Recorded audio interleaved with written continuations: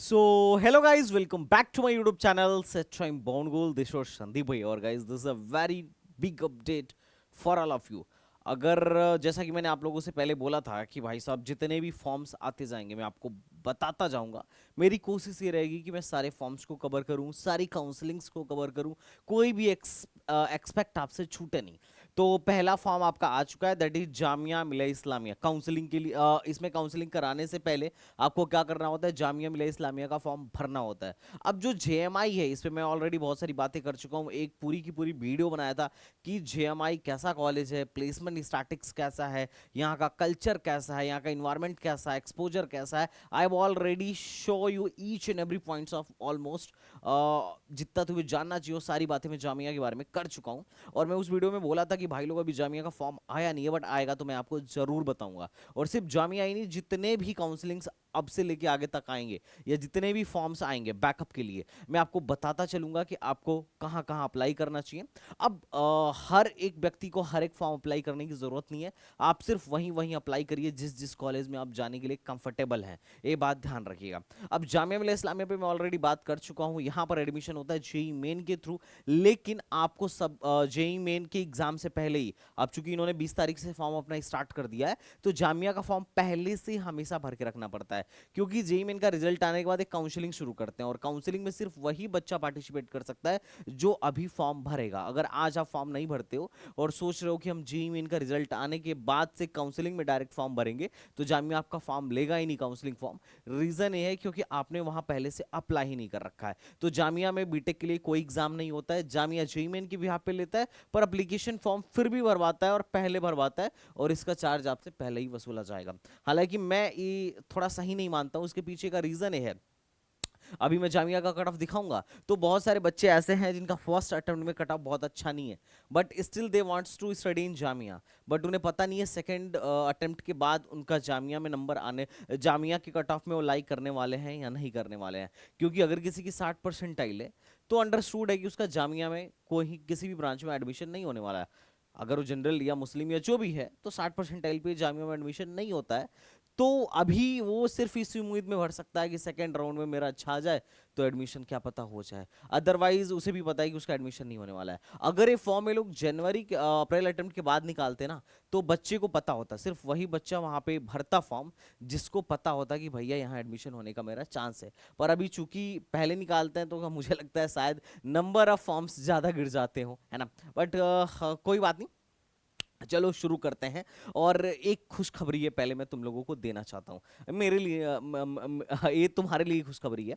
खुशखबरी ये है कि जामिया ने इस साल 3 ब्रांचेस को बढ़ा दिया है, 3 ब्रांचेस को बढ़ा दिया है।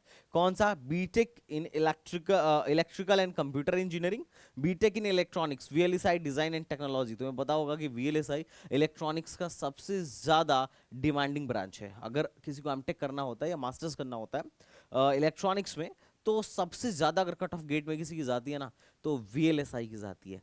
ठीक है, उसके बाद इन्होंने कंप्यूटर में सीएससी, मतलब सीएससी में डेटा साइंस बढ़ा दिया है, सीएससी में डेटा साइंस बढ़ाया है, वीएलएसआई बढ़ाया है, और इलेक्ट्रिकल एंड कंप्यूटर इंजीनियरिंग बढ़ाया है।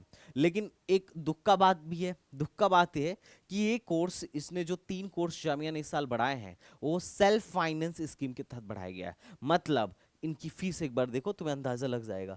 जहां बाकी के सारे ब्रांचेस की जो फीस है मात्र 16,150 रुपए है, वहीं जो ये नए ब्रांचेज आए हैं इनकी फीस 1.5 लाख है। और मुझे लगता है कि अब आगे से जो भी इन यूनिवर्सिटीज में, पुरानी यूनिवर्सिटीज में ब्रांचेस बढ़ाए जाएंगे, मुझे लगता है सारे सेल्फ फाइनेंस के ही तहत बढ़ाए जाएंगे और ज्यादा से ज्यादा मोटा पैसा वसूला जाएगा। इनफैक्ट हमारे कॉलेज एएमयू में भी लास्ट ईयर सेल्फ फाइनेंस में एआई बढ़ा था, और एआई की फीस काफी ज्यादा है, आई थिंक अप टू 80,000। समझ लो 70 to 80,000 फीस है। जनरली एएमयू की फीस कितनी है? मात्र और मात्र 8,000।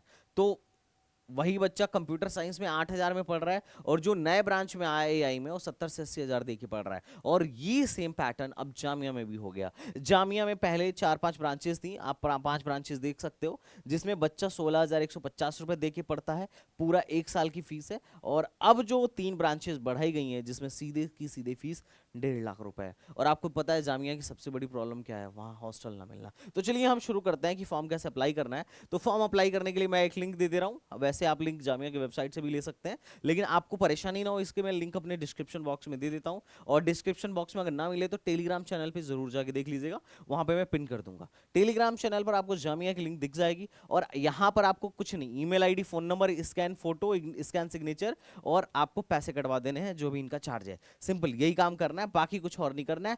बाकी जो आपके फॉर्म्स भरे, जो बाकी जो चीजें ली जाएंगी वो आपका कब ली जाएंगी, जेईई मेन का स्कोर कार्ड वगैरह आपका सेकंड अटेम्प्ट के बाद काउंसलिंग में ली जाएंगी। तो अभी ज्यादा परेशान नहीं होना है, अभी यहीं से जाके अप्लाई करना है, जो तरीका मैंने बताया उसी से अप्लाई कर लीजिएगा। अब बात करते हैं थोड़ा सा और। तो देखो अभी अभी ये तीन ब्रांच, ये 5 ब्रांचेस पहले से चल रही हैं, और 70-70 ईच में सीट है। और सेल्फ फाइनेंस में 3 ब्रांचेस ऐड की गई हैं, और उनका फीस मैं ऑलरेडी बता दिया। अगर मैं जामिया की हाईएस्ट पैकेज की बात करूं तो 59 लाख है, और एवरेज मीडियन सैलरी की बात करूं तो एनआईआर ऑफ डेटा 7.5 बोलता है। अगर मैं इंजीनियरिंग में बात करूं तो एनआईआर बहुत ही शानदार है, तगड़ा है, 26 है। और अगर मैं यूनिवर्सिटी रैंकिंग की बात करूं तो 3rd है, और ओवरऑल 12th इसकी रैंकिंग है। अब अगर मैं बात करूं कि लास्ट डेट कब है जामिया का, क्योंकि ये जानना आपके लिए बड़ी आवश्यक है, तो देखो 20 तारीख से फॉर्म स्टार्ट हो चुका है, और 30 मार्च तक फॉर्म चलेगा। और सिर्फ बीटेक का ही स्टार्ट नहीं हुआ है, मोस्टली सबका ही स्टार्ट हो गया है, जिसमें हाँ बीएससी वगैरह सब में अप्लाई कर सकते हो। आप बीएससी हो गया, बीडीएस हो गया, मोस्टली कोर्सेज में अप्लाई आप कर सकते हो। उसके लिए आप जाके प्रोस्पेक्टस पढ़ लेना, अगर कोई डाउट हो तो आप नीचे कमेंट बॉक्स में भी पूछ सकते हो।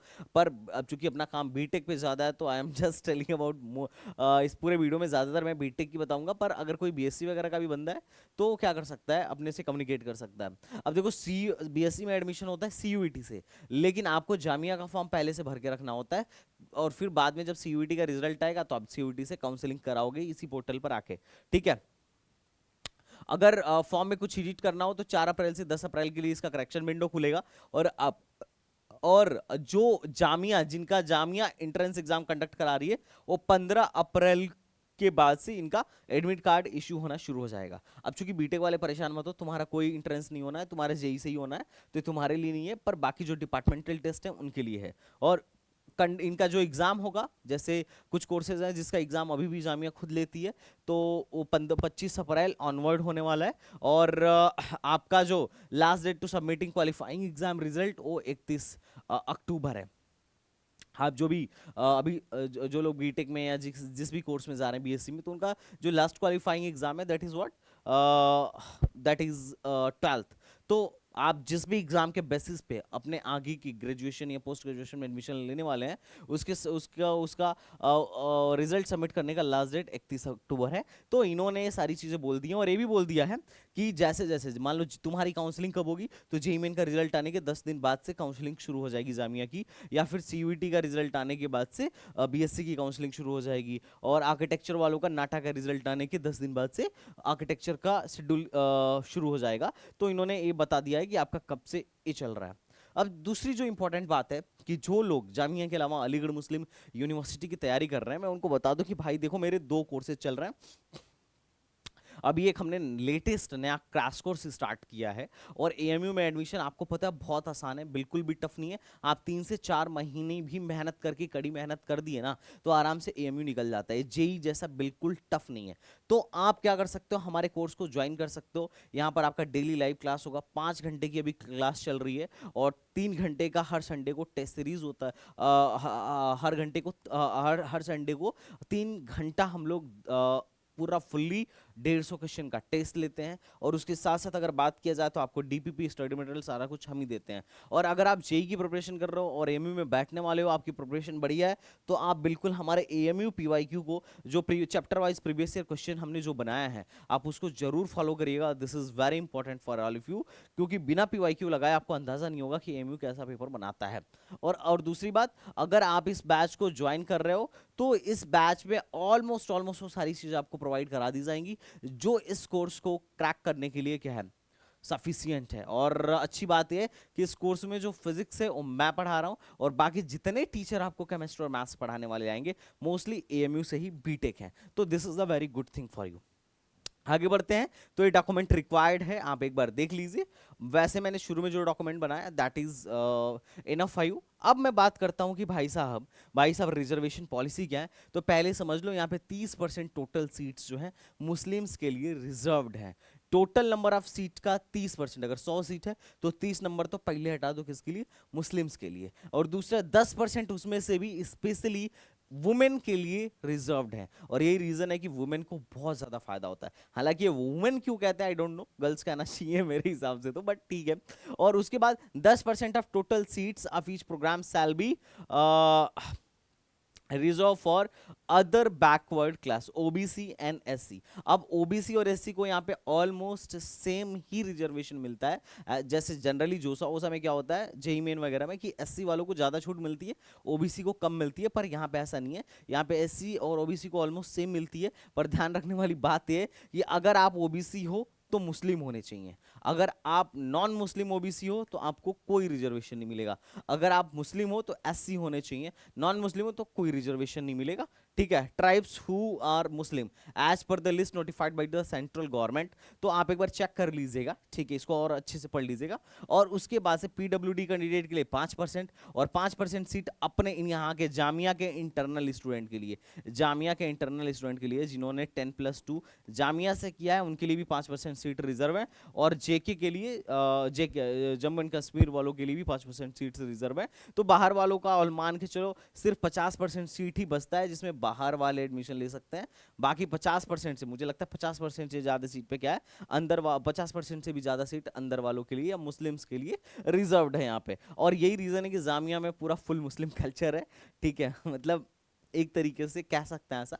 वो तुम जब भी कॉलेज विजिट करोगे तो definitely you will feel it. But ठीक है, कॉलेज बढ़िया है। ये लास्ट ईयर का कट ऑफ था और आई कैन गारंटी यू कि इस बार कट ऑफ लो जाएगा, क्योंकि इस बार कम से कम 210 सीटें बढ़ी हैं। तो 210 सीटें बहुत ज्यादा हैं, ऑब्वियसली बहुत लो कट ऑफ जाएगा। तो लेकिन ये है कि सेल्फ फाइनेंस में जो लोग एडमिशन लेंगे उनसे पैसा ज्यादा वसूला जाएगा। तो ये आप कैटेगरी वाइज कट ऑफ देख सकते हो। लास्ट टाइम भी मैंने कट ऑफ दिखाया था आपको। तो ये कुछ इंफॉर्मेशन था ओवरऑल जामिया के फॉर्म के बारे में, जामिया में अप्लाई करने के बारे में। और जो सबसे एक चीज जो मैं आपको बताना चाहता हूँ, जामिया में जो एक प्रॉब्लम मुझे लगती है, वो इन्होंने खुद भी अपने प्रोस्पेक्टस में भी इन्होंने बोला है। इन्होंने अपने प्रोस्पेक्टस में इस बात को भी बोला है कि भैया देखिए, हमारे यहाँ जो हॉस्टल वॉस्टल का मामला है ना, बड़ा ढीला ढाला है।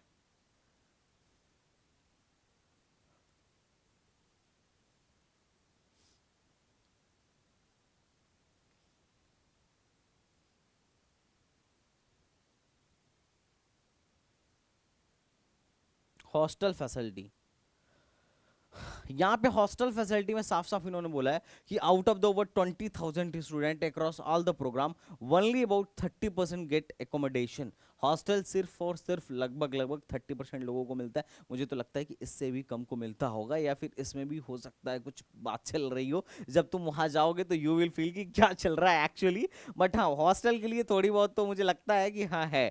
तो हॉस्टल के लिए बड़ा दिक्कत होता है। लेकिन यहाँ पे एक चीज और अच्छी बात है, एक चीज और अच्छी बात है जामिया में, that is for RCA, residential coaching academy.